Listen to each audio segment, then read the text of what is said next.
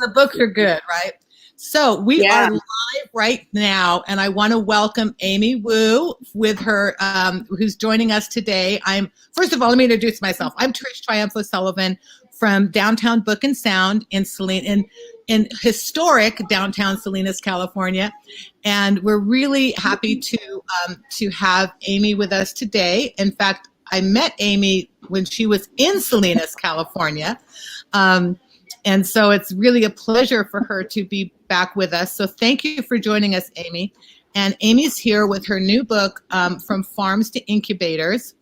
And can you hold it up for a sec? We'll take a quick look at the cover so people kind of have an idea. Oh, there we go. Yeah, and it's released on May 4th. So you can pre-order right now, actually. And just wanted to let everyone know that we're sharing a link from bookshop.org. And bookshop.org is the independent bookseller's answer to the big A. And what it does is if you order anywhere in the world from bookshop.org, the credit goes to independent bookstores. So it's a way to still support your local independent, and support us if you're here. And Cartrell says, good luck, Amy. And Mary Kathleen Flynn says, excited to hear you speak. So we're excited to have you here. So welcome to Downtown Book and Sound's virtual author event. Everybody, thanks for joining us. And Amy, especially a big thank you to you for joining us. Thank you, Trish. I'm so happy to be here. And it was, like Trish was talking about, we met each other I think it was 5 or 6 years ago when I was a reporter at the Salinas, Californian. Yeah. Yeah, so it was my pleasure to make your acquaintance at that time, and it's my pleasure to have you with us today. And I'd like to start by just asking you a little bit about yourself. Where are you from originally, and a little bit about your background, if you don't mind. Yeah, so I'm originally from the East Coast, actually, born and raised in New York. But I consider myself bi-coastal because a lot of my family members are actually in California and on the West Coast. So, and I spent quite a few years working actually in California. I was a reporter also in Monterey before at the Monterey County Herald, along with the Californian. And I also worked in the Central Valley. I also was an editor at the Parlier Post, which is near Reedley, which is near Fresno. So I consider both East Coast and West Coast my home, actually. And I'm a journalist by background. I've been doing it for, I might date myself, but at least 25 years plus. I went to school, and I studied history, though. I'm a history major in undergrad. And but I actually started, Trish, I actually started writing letters to the editor when I was in 8th grade for my local paper. Probably my first letter published was about Earth Day. You're the first person I shared that with, but it's interesting. We just celebrated Earth Day recently, but my first letter was about Earth Day to the local paper.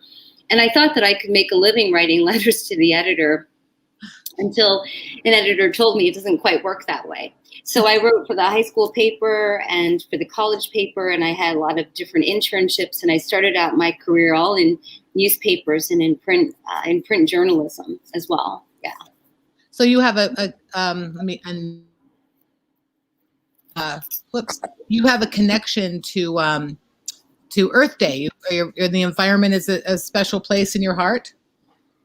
A bit of serendipity, I guess. I felt at the age of 13, I felt strongly about writing about why Earth Day was really important. And it's interesting that the book is about actually the intersection of agtech actually relates to climate change and a lot of things in the environment as well. And when I was at the Californian, I was covering agriculture and government, but there's a lot of connections between food and farming and also the environment as well.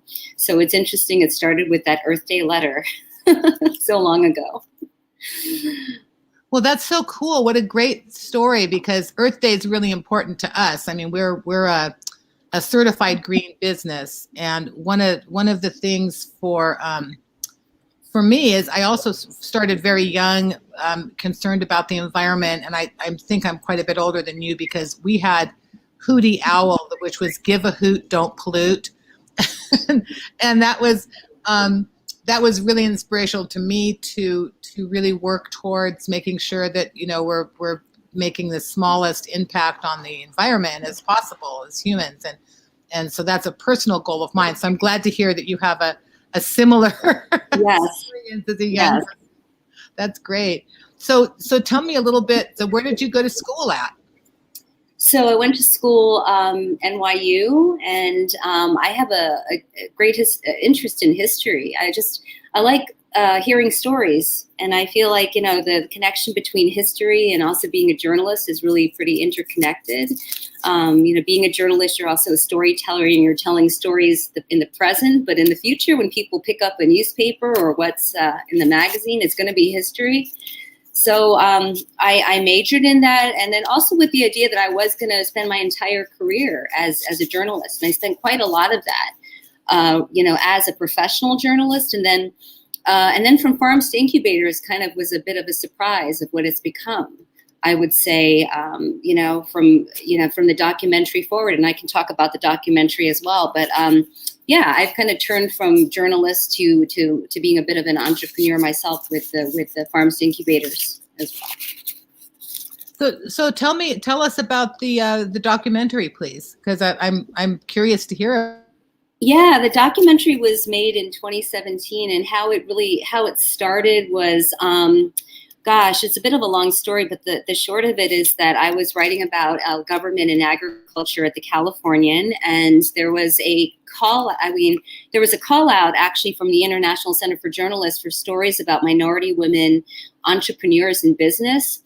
And I had been noticing that there were not a lot of women actually leaders and decision makers in agriculture. And I just, really started to ask, wonder how many female leaders are sitting at the CEO level for agribusiness. And Trish, at the same time, Salinas was really developing the agtech sector. The local government was really seeing it as an opportunity for new jobs, a whole knowledge-based economy.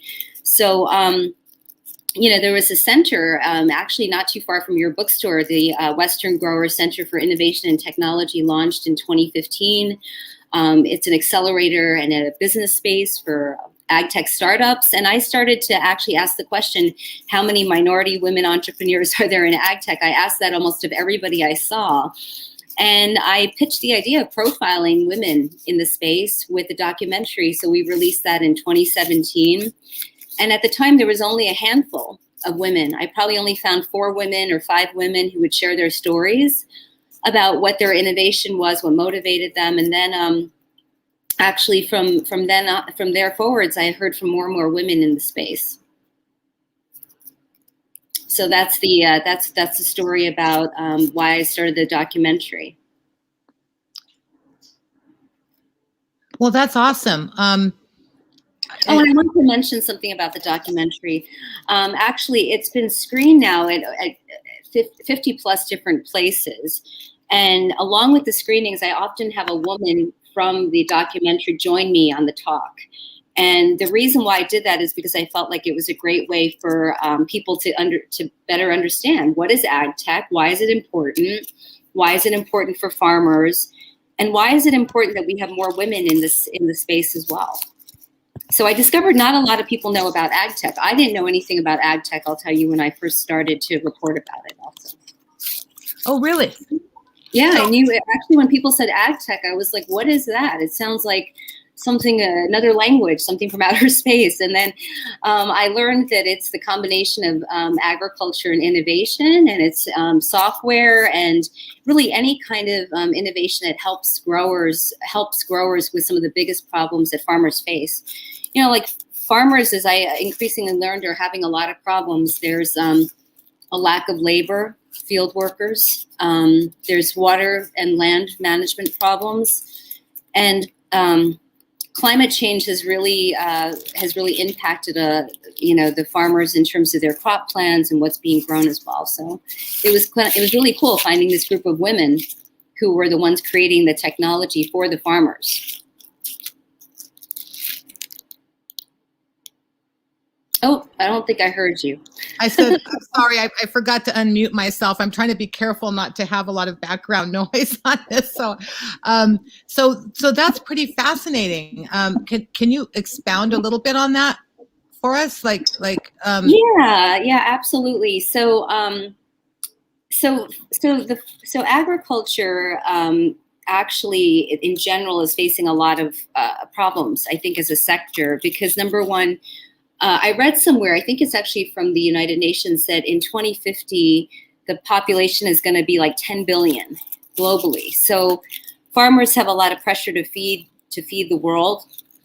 And at the same time, there's a lack of farmable land. I mean, there's a lot of soil depletion, and the soil, frankly, has been damaged by years and years of, tilling and so forth. So this leaves a big problem, because on one hand, you've got a population you've got to feed. On the other hand, the amount of farmable land is declining. And agriculture is a really tough business. It's a lot of hard labor. And what I learned from living in Salinas is that often farms are passed down from generation to generation, and often it goes to the boys in the family.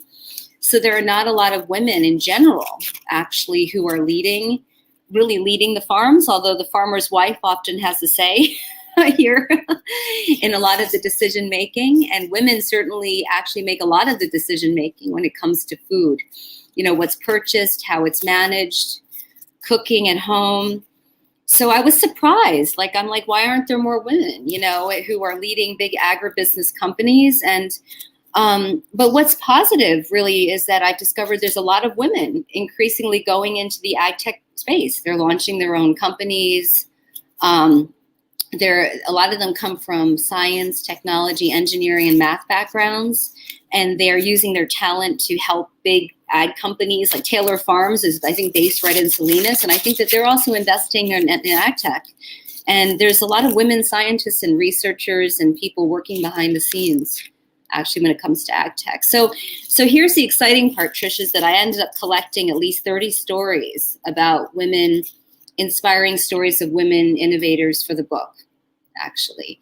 And 30 stories was actually, the book could have been 500 pages, because there were just more and more stories coming in. It was actually hard to pick 30 stories. Sounds like you might have to do a sequel even before your book's released. Well, I certainly am open to exploring a sequel in the future and finding a place for all of these different stories. I mean, they were really inspiring. I mean, it's really, first of all, hard to launch a company in general. I mean, I think being an entrepreneur is really tough. You have to build your own team, fundraise, you're working all the time. But then there's also this sector of ag tech that actually, frankly, a lot of investors and growers were like, what is ag tech? I don't know what ag tech is about. Why should I invest in a company in this sector I know nothing about? So it was really fascinating. Like, one of the women I wrote about actually sold her house in New York and moved to California just to launch this company. She brought her whole family with her. She was like, I'm going to start a company in this sector. I think there's a lot of promise in this. And that was like 5 years ago.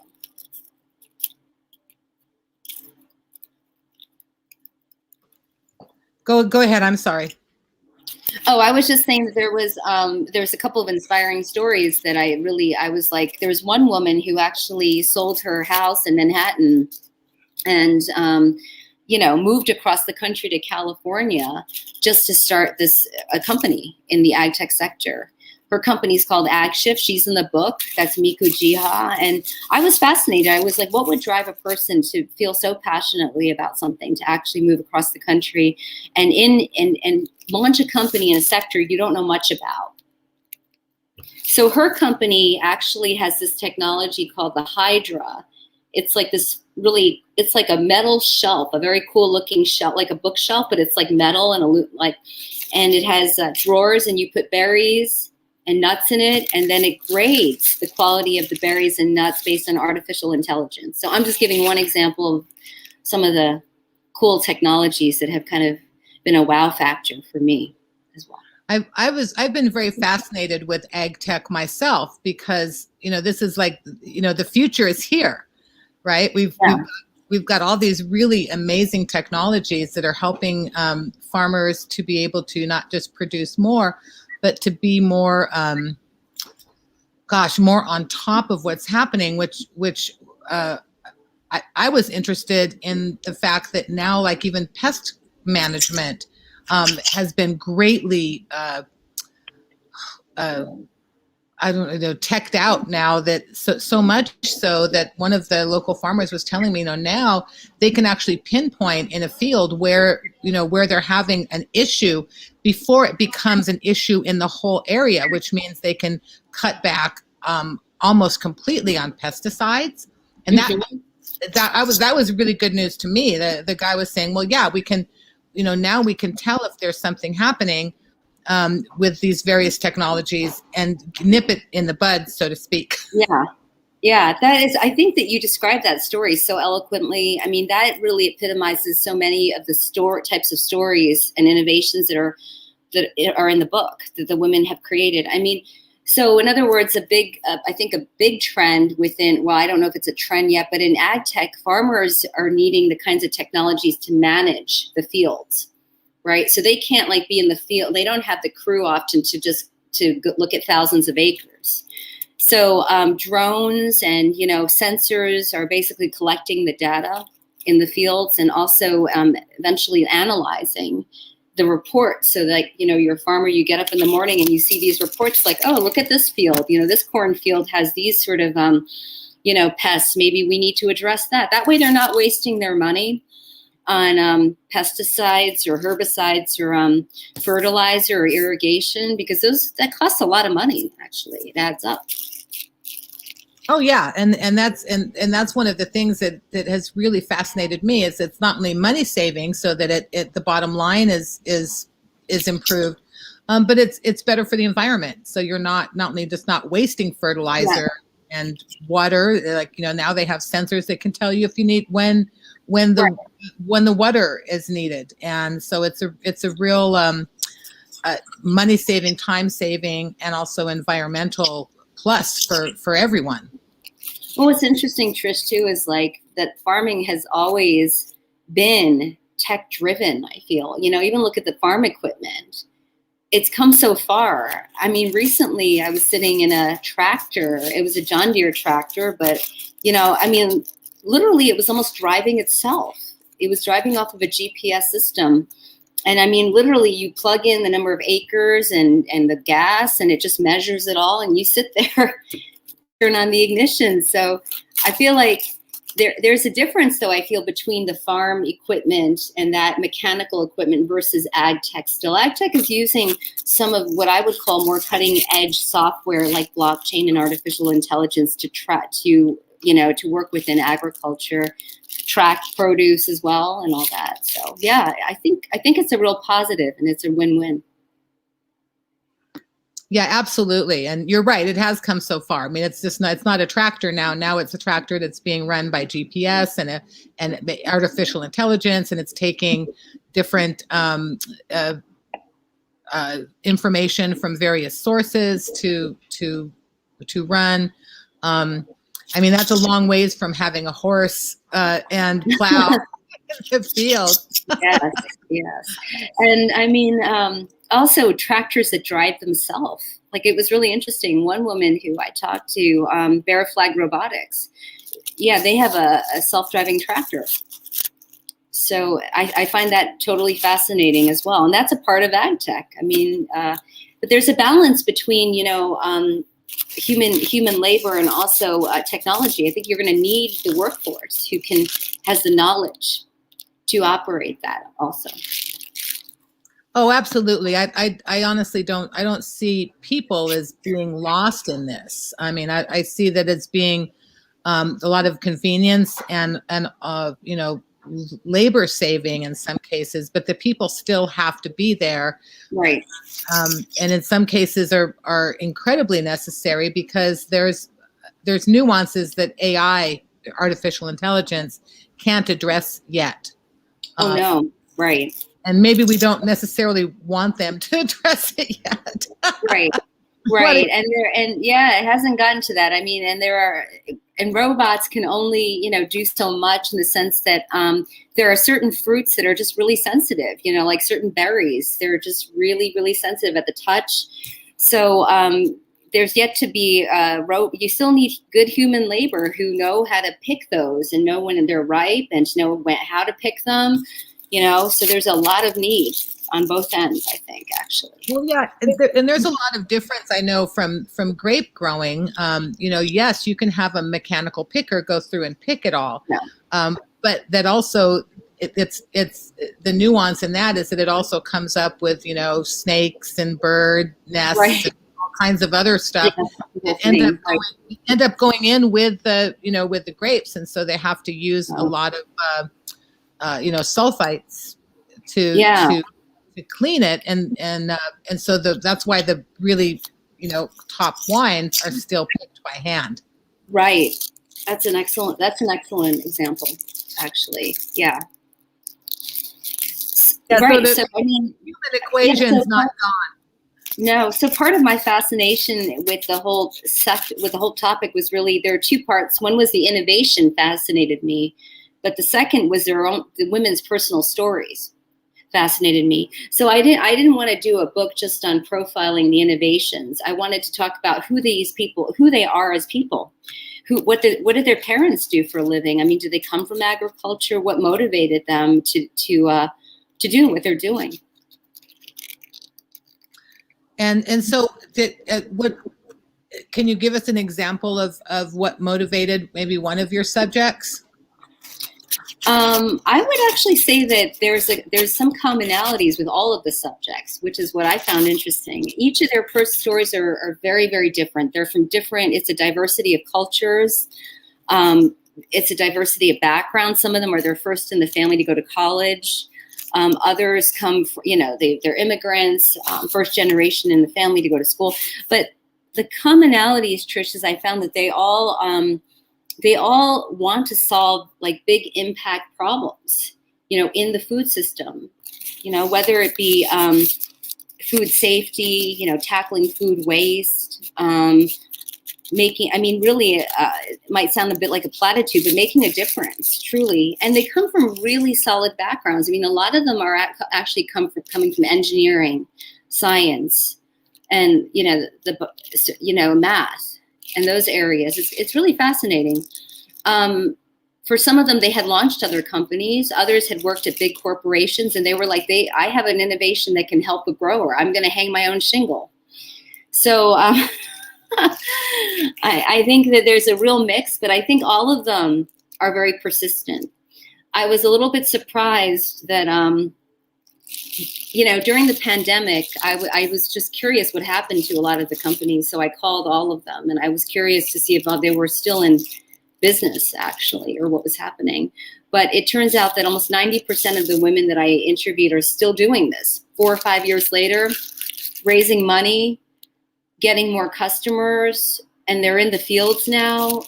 And I think it's because there's more of a need now, and there's more of an openness to agtech with the farmers and growers out there, and also with investors who are like, yeah, maybe food and farming and agriculture, in the past is not sexy, but we all eat, and there's a lot of opportunity to actually invest in this area as well.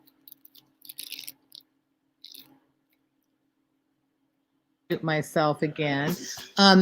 Well, yeah, there is a lot of opportunity, and I think it's really interesting that you did contact everyone to see how it was going with the pandemic, and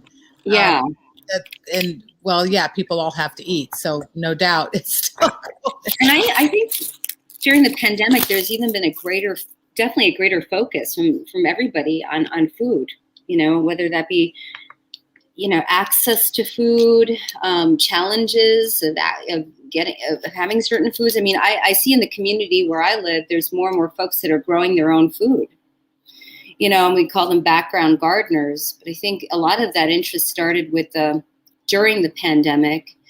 And there is more focus on locally grown fresh foods too. I'm seeing that even in folks who live in the city, like the farmers markets. And I think the farmers markets in my community, the CSAs have just been, they didn't even have enough. They had an oversubscription of folks who want to join CSAs. We'll put it this way, in the communities that I live in. Yeah, that's. I think that's definitely been a big difference. I noticed the same thing with the pandemic, is that a lot of people have had a huge interest in growing their own food and trying, having a little backyard garden or even a little garden pot, in their. Yeah, I started to I don't come from an agriculture family at all. But I would say that on this journey of writing and reporting about ag tech and agriculture, I've grown a passion for agriculture myself. And so my day job is I do work at a farm, at a nonprofit farm, and it's organic practices. But I also just 2 seasons ago started myself learning about gardening. I would consider myself a neophyte, but I think that it's fascinating to be able to actually see things go from a seed, the seed itself, to something that you're eating on the plate. And to even dig deeper as to where that seed comes from. There's a whole history too with that. Yeah, a lot of people are rediscovering heirlooms and heirloom. One of the things that I was very fascinated with was since I've lived in Salinas, which has been for years, right? I won't say. I've always had an artichoke plant because I love artichokes. And of course they grow here really easily. Oh, artichokes are great. Love them. Oh, yeah. But I didn't realize how different an heirloom tastes from some of the ones, the more modern, hybrid plants. And so I got some heirloom seeds for artichokes and planted them. And I have 4 artichokes now. And oh my gosh, I feast on artichokes. They're so good. Oh, they're great. They're one of my favorite vegetables, and they're actually beautiful to photograph. I mean, just the colors. I love the purple, the ones with the kind of a purple hue as well. So I'm a big fan as well. Yeah. Yeah, but I got a few purple ones too. The purplish one.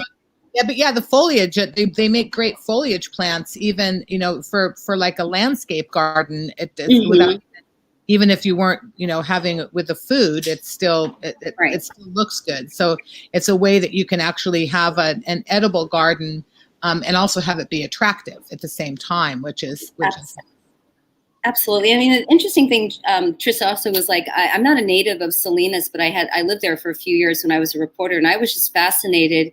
What really also drew me in was that, it's agriculture is like a $9 billion industry in the Salinas Valley. I've traveled to all different places now and across the country, Midwest and the Northeast. And I have this habit now of flipping over the vegetables when I'm at the supermarket, just to see where they're from. And I'm actually talking to myself, that I know, where that I saw them picking so, I feel such a greater appreciation for how the food is grown, where it's grown, where it goes. I just think, that was a story that really kind of drove me to continue with this other story about women in the field as well. Yeah, it's amazing how much we're connected, no matter where we are, with the food from the Salinas Valley. I know I have a cousin in Italy. And he tells me every time that he sees a vegetable that in the supermarket that's come from Salinas, and he's like, "Oh, I just ate something from your neck of the woods today." It's pretty cool. Yeah, absolutely. So, so there's many different aspects of this book that really show the passions that I have. I mean, one is women, other one's innovation, and the third one I think is just the overall overall appreciation for, where it's grown, how it's grown, and so forth. So I'm really hoping that this book and project really sparks a lot of discussion among people, and I think anybody, like I said, anyone who eats, I feel, could be really interested in this. You don't have to be an ag tech, actually. You can be, and also entrepreneurs, I think, would actually find the stories really inspiring. I mean, how many folks, have to think about what's the next chapter in our lives? What are we going to now try out, or what are we going to potentially develop? So these are women who didn't have a background, a lot of them, actually, and like I said, in agriculture, and they're kind of jumping into a new area themselves. Yeah, I'm mostly familiar as far as women in agriculture because I worked in tourism for quite a while, and I was interested in ag tourism in particular. And so some of the people I worked with were the owners of Man Packing, which at that time were and maybe a couple of the very few women that were, owning a huge company and running it with ag and innovating. Right. Yeah, Man Packing is an excellent example. I mean, I believe it's Lori Coster and her sister. They ran the company, and I was really impressed. I mean, with that, I mean, it's a really excellent company. And but it's interesting that when it came to like, okay, what women are at the helm, all I could think about was a couple. And to this day, with a lot of the big agribusiness companies, I can just think of a few, like Land O'Lakes is Beth Forward, and I really can't think of too many more right now. Yeah, there's really not a lot. I mean, when I was working, one of the things I would do would be bring in a large group of journalists to kind of tour around, and one of the things we wanted to do was have dinner with some of the ag leaders in the valley. And it was hard to find females. I mean, I was really lucky to have Man Packing, and then there was another lady from the Hollister area that also was a female pioneer in ag, and I can't remember her name, so my apologies for that. I definitely have a problem with names. But that was one of the most interesting things to me, was how many women that there were in our area. Yeah, that's still, I mean, at the same time, though, I feel like 5 years later, I mean, meaning I'm looking at what's in the space now. I think that there are more women definitely in ag tech, at the conferences and speakers. I mean, and it's interesting what might be driving more women into the space. And also, I think that there are some excellent organizations that younger women who want to just explore a career in could go to, like the California Women in Agriculture, that have an excellent Salinas Valley chapter. It's a great place to network and to get to know more women in the space. I mean, not all of them are certainly the CEOs, but a lot of them hold really important positions, I think, at the companies and at the organizations where they're at. Yeah. And I mean, as for agritourism, I'm a huge fan of it. I mean, I think that's an area that has so much promise and should just grow and grow. I mean, more consumers, should just be connected with the farmers. and like I said, where does the food come from? How is it grown, and where does it go? Well, one of the things that I explored a lot of, and I think it's important to know, is how ag tech also relates to the food safety and all the innovation and things that we have pioneered in the Salinas Valley on food safety, and it's the kind of press that I think is helpful, because I think it's important for people to realize how much thought and how much preparation, everything that goes into our food safety, it's pretty intense. Yeah. And so when I'd have journalists, have to get into kind of space suits to go into the field, and really, Yeah. and it's like, we take this very seriously here, and Right. and so not only knowing where the food comes from, but knowing how intense our safety practices are, really makes people, I think it would, if we didn't have this, we might have a lot of foodborne illnesses, a lot more. and we don't have very many. I mean, really, when you look at the billions of Yeah. of instances of people eating, fresh produce every, probably every month even, and how very few ever foodborne illnesses we get. I mean, this just shows that how well the technology works, and how we're innovating, and we continue to innovate. Right, of course, women are on the front lines of that. Oh, that's a really good point. I mean, food safety is critical. Like, I bold the word critical and cap it as well. But I mean, there's so many new innovations within food safety. I mean, whether it be how the vegetables are washed and what it's washed with, to the kinds of machines that are doing that kind of work, so. And a lot of it's being developed, actually, you're right, in the Salinas Valley, which is the vegetable bowl, the salad bowl of the world. I mean, I believe that's the moniker. I mean, it is the salad bowl of the world, actually. Yeah, it is. Yeah.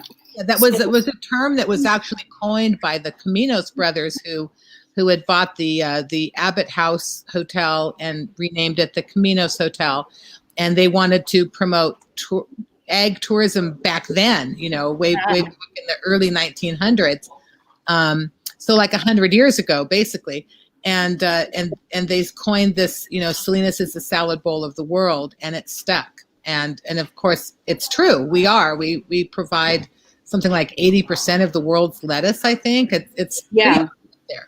It's a lot. It's definitely. I mean, a tremendous amount. And then I was also thinking, I mean, in terms of the process of, again, seed to what's on our plate, there's also a whole, from the consumers might not think about this too much, but all of the fruit and the vegetables that we see in the supermarkets are a lot of them are just it's not only safety, but it's this aesthetics. I mean, they're all beautiful. There's a certain grade, that of guidelines that are really strict that they actually need to pass to get to the store, to get to the supermarket. I know I have talked to growers now, and I think they make a really good point that, just because the carrot has two heads doesn't mean that it can't be eaten.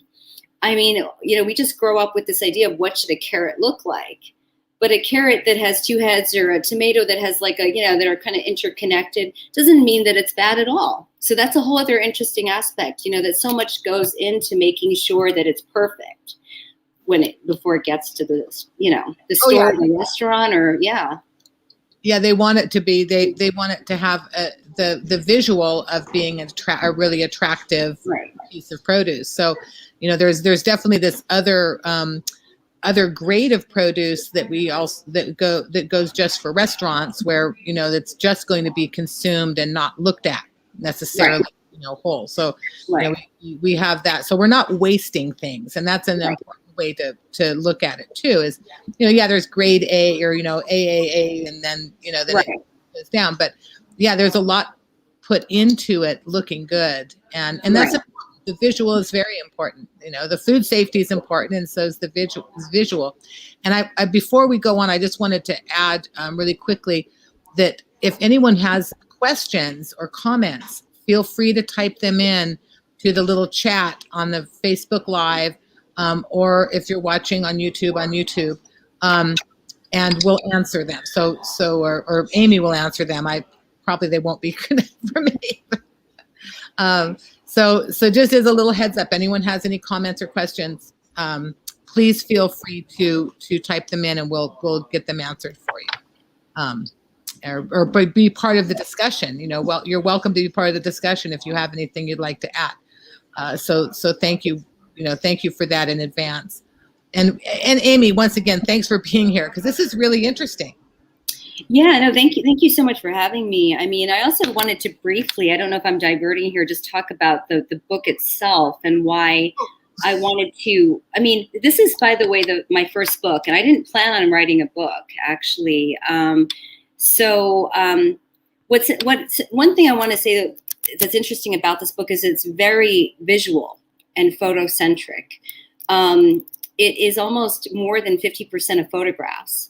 And I decided to acquire photographs from on two ways. One is I actually took a trip myself. Like, when I was reporting about some of these women, I already had photographs that I was taking. But, at the end, I think it might have been the end of 2018, I took a trip and I visited a lot of these women again, and I retook a lot of pictures of them. Some of them had moved from the Salinas Valley and had moved to other places in California. But I took a bit of a road trip to make sure I had new pictures and showing what they do. And I also asked them to submit a good number of photographs that kind of showcase the work that they do. And I also, the book is definitely a community of folks that contributed, because we have some talented artists and photographers who contributed their art to the book, including Dexter Farm, who's based in Salinas, J.C. Gonzalez, who is an artist in the Salinas Valley, and folks who, like I said, contributed their photographs. And it was important, I think, to have it as a visual book, because I think that is the way to attract people to better understand, like, what do these women do and who are they? So that's something that I'm super proud about, that it became a really visually centric book, actually. Well, that's fabulous. I'm so excited to see the book. I think it's, I can't wait to get it in stock. I'm so excited to see it. So I've got, we've got a lot of copies on order here, waiting for them to come in. I'm happy about it. But I was wondering if you would be willing to do a little reading from your book, a brief reading, so that people can have a little teaser for it before it comes out. Yeah, absolutely. I would like to read a little bit, maybe from one of the profiles of one of the women that I profiled. I would also like to just start out with a quote, though, from one of the quotes or contributions to the book was from Karen Ross, the Secretary of California Department of Food and Agriculture. And I just want to read it because I think it gets to the heart of the book, actually. It says, "I am very enthusiastic about holding up these stories to inspire others, especially the next generation of women making positive impacts in our communities and our world." So I think that's a big part of what actually inspired this book as well. So I'm going to read from, there are 12 women who are featured pretty prominently in this book. And there are another 11 women who are also featured, in another chapter in the book called Trailblazers. So I'm going to read about Martha Montoya, who I actually just shared a panel with yesterday. And I always find Martha really captivating. As a little bit of a background, she was a famous cartoonist. She was born in Bogota, Colombia, before she immigrated to California in her 20s. And she was, very well known as a cartoonist. And her cartoon series was actually in about 300 newspapers, including the Los Angeles Times, I think, at one point. So I'm going to read a little bit from the profile, and then I'm going to, of course, say stay tuned. And then I'll let you all, get a copy and enjoy reading the rest of it as well. But here's Martha Montoya. Martha Montoya never imagined that her journey from Bogota, Colombia to California would take her into a thriving agtech career. Montoya is founder and CEO of AgTools, a food supply platform offering real-time news and information to farmers and agriculture buyers on over 75 different market variables, from weather to transportation to distribution to pricing for more than 500 different commodities. The company's product aims to help growers, especially small farmers, manage market volatility, increase profitability, and reduce food waste in the supply chain. Montoya compares AgTools' subscription-based SaaS platform, which can be accessed through mobile apps, to the Bloomberg Terminal, a computer software system issued by Bloomberg LP that provides financial data. The information provided by AgTools is curated by a team of AgTools representatives and country managers, many of whom are scientists, researchers, and agronomists. Team members pull the data from a variety of sources, including the Federal Department of Agriculture, Transportation and Defense, They pull similar data from analogous agencies and departments in other countries. Montoya notes that all information supplied to AgTools is curated by official agencies. As of 2020, the company had 14 employees throughout 5 offices in Colombia, Mexico, and the United States.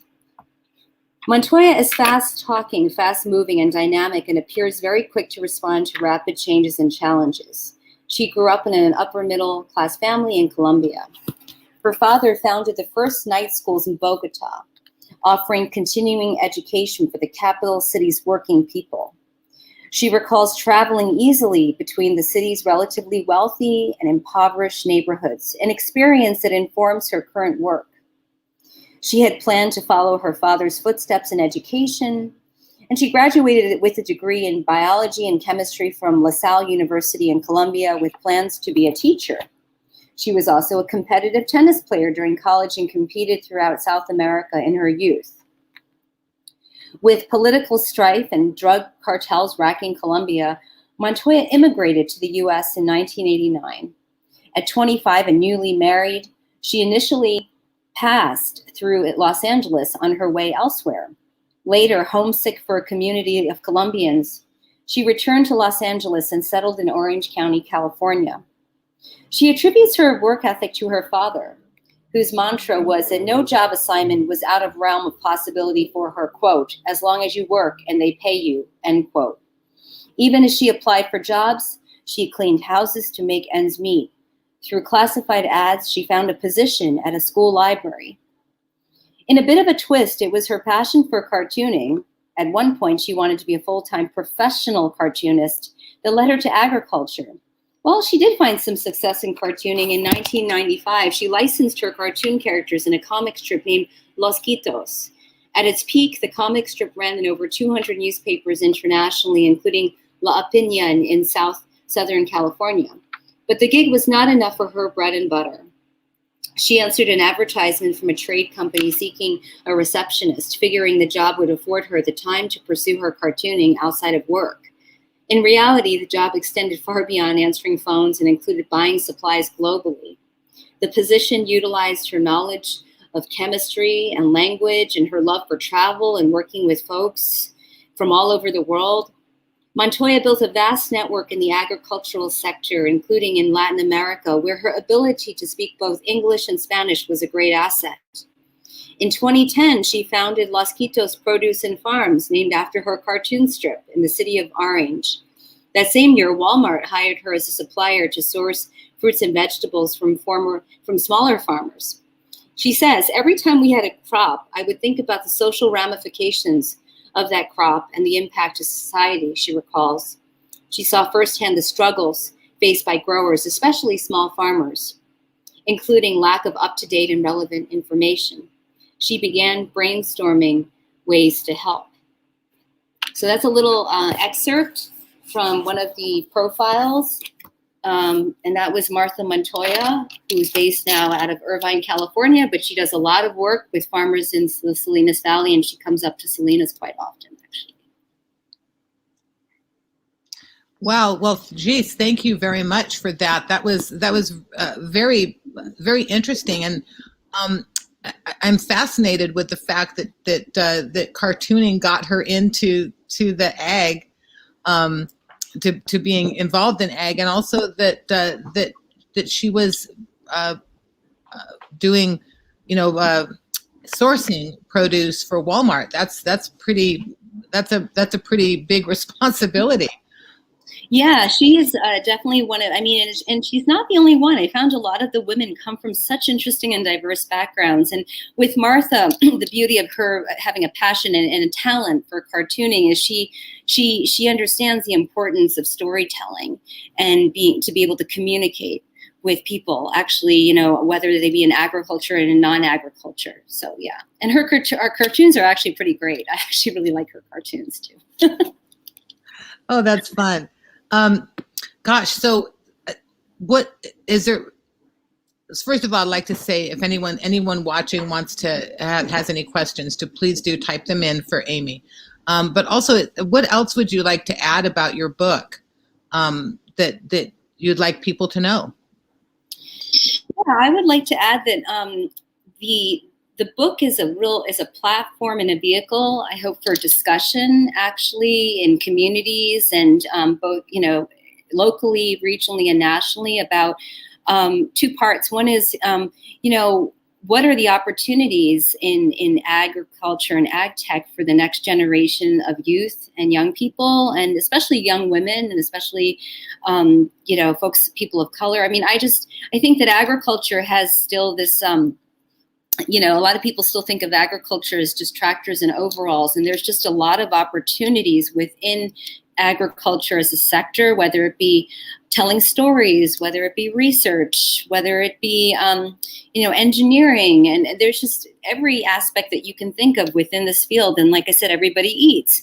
And I also hope that the book serves as a, they're inspiring stories, but they're not all just about, oh, okay, this is what she accomplished. I mean, there's a lot of challenges that actually went into a lot of the companies that the women faced, in terms of raising money, in terms of building a team, in terms of actually growers allowing them to test their innovations in the fields.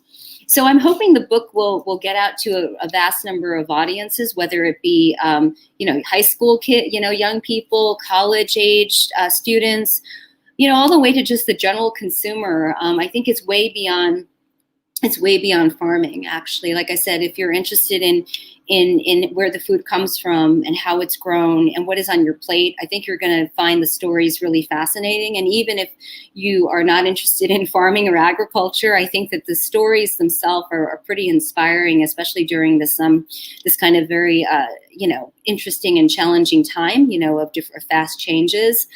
And I would say that from this end, I would love to hear from folks, like if you're interested in, if you hear of a woman, in working in this area. I'm continuing to collect the stories. And recently a group of women in ag tech and I actually launched a searchable directory, and we'd like to list all the names of women who work in food and farming and ag tech, with the idea that this can be shared out. So that's information that I would like to share with everybody out there, that, I'm happy to share that searchable directory. And also there's a document that I've been putting together called What Can I Do? And how, if you're interested in From Farms to Incubators and in using storytelling to get out the stories of women in food farming and ag tech, I'd love to hear from you. And maybe you do know of a woman entrepreneur. So I think the storytelling aspect of this actually does continue as well. Well, that's great. I really am fascinated with the idea of including young people in what possible careers and the large variety of careers in agriculture and ag tech in particular, that can appeal to young people. So that it's a fascinating thing that, this isn't just about working in the fields, or it isn't just about, like you said, tractors and overalls. Farming has changed a lot. And, I grew up in, as a young child, spending my summers often on my uncle's farm in upstate New York. So I'm no stranger to farm stuff. I think the first time that we had chicken for dinner, that was one that my grandma had prepared that day. That was a little difficult for me, because really learning where your food comes from. Yeah, really learning. That was maybe a little bit too hands-on for me, plucking chicken. I'm happy to buy my chicken from a store. Yeah, that's a lot of information. It's a little too much. Yeah, a little too much for a kid. I almost forgot to mention this, Trish, but another thing that beyond the book, and actually in the book you'll see it, there's some artwork in there from some local artists. I think I mentioned J.C. Gonzalez. We actually held an art exhibition of the photographs and the art in the National Steinbeck Center in November. It actually was there until January, but that's another example of how can storytelling and getting visuals out attract questions and more curiosity from younger people who might want to get into it. Yeah, I'm only sorry that the exhibition, that the museum was closed to the public during that time, which was unfortunate. However, they did have some virtual, access so that we were able to see Right. it.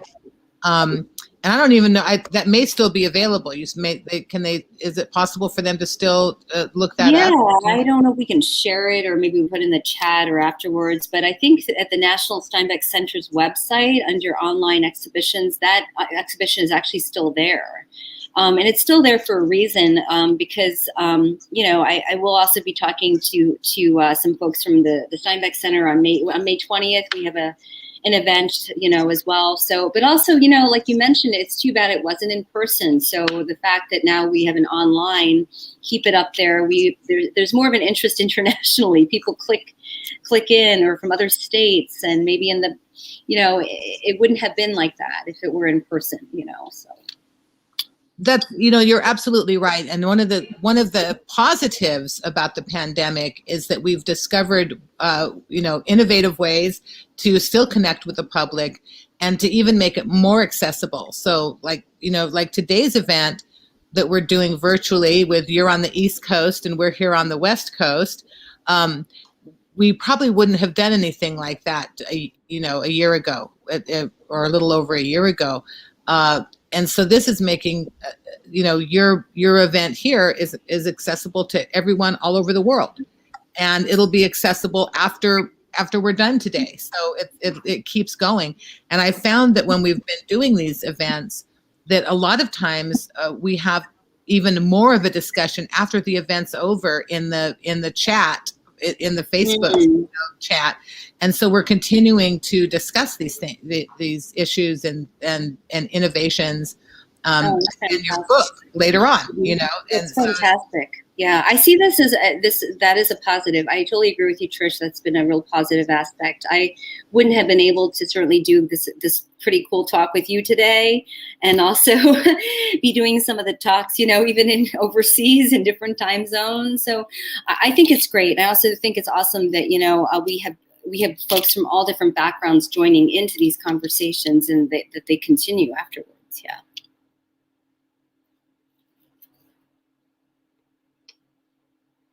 Forgot to unmute on that one.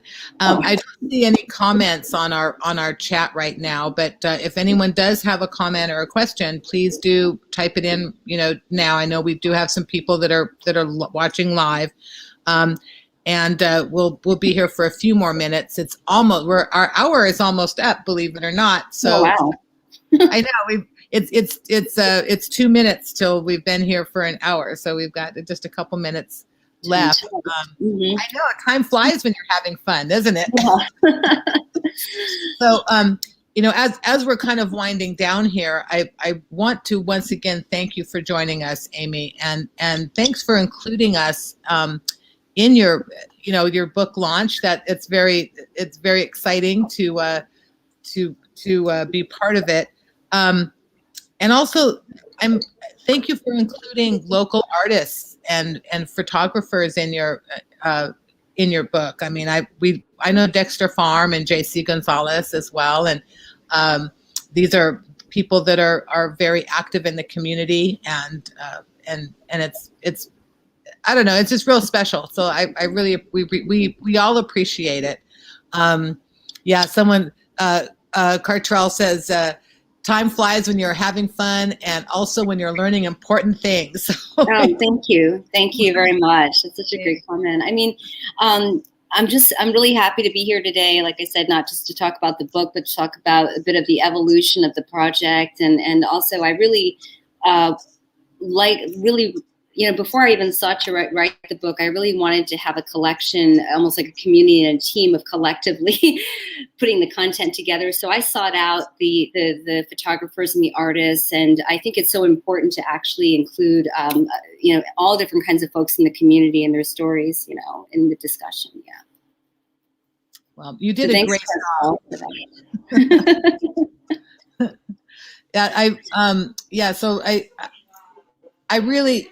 I'm really excited about your book. I can't wait to get my hands on a copy so I can read it myself, and maybe we can revisit it. Down the road, I'll be excited to see your event with the Steinbeck Center as well on the 20th. And of course, May is National Salad Month, Yeah. Agriculture Month, I think. So it's Yeah. it's a auspicious month to have your book released, number one, and Mm-hmm. number two, it's a way we can celebrate and get the word out to people about what's going on in ag tech right now. Absolutely. I mean, as somebody else was saying, that actually May 4th is connected to Star Wars. May the Fourth be with you. The Fourth be with you. May the Fourth continue to be with you. The Fourth be with you. So, yeah, I mean, I absolutely would, love to keep the discussion going. And like I said, this is a topic in an area that is of continued and growing passion for me. If there's a sequel, whether there be a follow-up short documentary short, I'm very keen on actually pursuing all of that. Yeah. Well, that would be great, and so people can contact you if they have stories about women in ag and women in ag tech to share. Absolutely, I would love to hear from folks out there. I mean, if you're interested in being a part of this initiative or learning more about it, please just there's a couple ways you could contact me. One is through the website from farmstoincubators.com. My contact information is there. And then actually we update our Facebook page quite frequently, with the latest of events and what's happening. So that's a great way to also contact me as well. And if you're interested in the film, which actually has been really quite popular, also feel free to email me if you're interested in doing a screening or showing it as well, especially if you're in the education area. We love to get it out to more young people. Okay, so I put the website link in the chat. So if anyone wants to contact you, they'll have that opportunity, and also to contact you about screening the film at a later date. That'd be great. So, excellent. Amy, thank you so much for joining me today at Downtown Book and Sound in beautiful, historic downtown Salinas. I can't wait to have you visit us again. So once we're here back to more normal times, we'll look forward to an in-person visit as well. And in the meantime, we'll be carrying your book, and we have it here. And this is once again, a quick note to everyone who's joined us today, that to send an either a private message or an email, which is our email is in the chat. And Downtown Book and Sound will send a signed book plate anywhere in the world, and no matter where you bought your copy of the book at, we'll send out a signed book plate to you. Just have to request it, and we're happy to do that. Amy's excited to do some personalized signings, so she'll be doing that. I have my pen out already, and my pencil just in case, or both. I was going to say, Trish, thank you. I really look forward to coming back to the bookstore. I'm a huge fan of the bookstore. Like I think the last time we did meet in person there. So, but I just have to be careful because I may end up buying a lot of books. I have a whole library here. But thank you so much. It was a real honor to be on the show. And thank you so much for supporting the book and the arts as well. Well, thank you again. We couldn't have done it without you, obviously, because you wrote the book. So thank you for sharing your talent with us, and thank you for really providing something through your book that really resonates with a lot of people in our local area and around the world. And it's so important. The food and agriculture is it's what makes the world go round, really, more than anything else. So once again, thank you for being here. And if anything you'd like to say in closing, you can have the last word. I will just say it was great being here. Buy the book, go to the bookstore, And I look forward to hearing from you all and being connected. I would really love to hear from everybody who joined us today. Thank you.